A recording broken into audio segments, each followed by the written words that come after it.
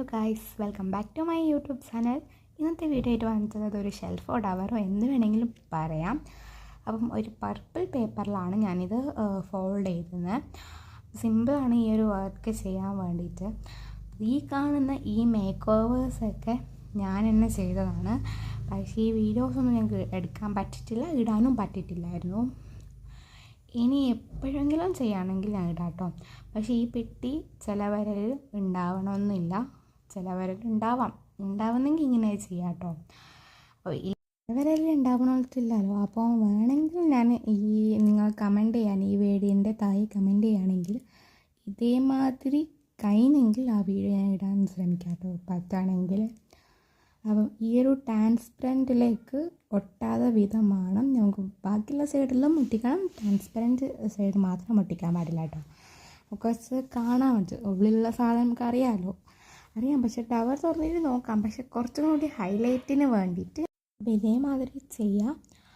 പിന്നെ അധികം ഞാൻ വീഡിയോ ഇടാറില്ല. ഞാൻ ശരിക്കും ഈ ഒരു യൂട്യൂബ് ചാനൽ തുടങ്ങിയത് തന്നെ ഇങ്ങനെ തന്നെ ക്രാഫ്റ്റ് ഐറ്റംസ് വീഡിയോസായിട്ട് തുടങ്ങാൻ വേണ്ടിയിട്ടാണ്, ക്രാഫ്റ്റ് ഐറ്റംസൊക്കെ ഇടാൻ വേണ്ടിയിട്ട്. പക്ഷേ ഇത് ക്രാഫ്റ്റല്ല, അധികം കൂടിയിട്ടുള്ളത് ഇങ്ങനെ അല്ലറ ചില്ലറ എന്തെല്ലോ പാട്ടോ അല്ലെങ്കിൽ അങ്ങനെ വീഡിയോസാണ് അധികം ഉള്ളത് ഈ ഷോർട്സിൽ.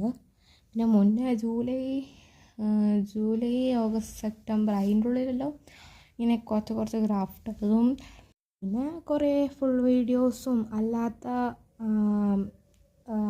അല്ലറ ചില്ലറായിട്ടുള്ള വീഡിയോസൊക്കെ ഇടാറുണ്ട്.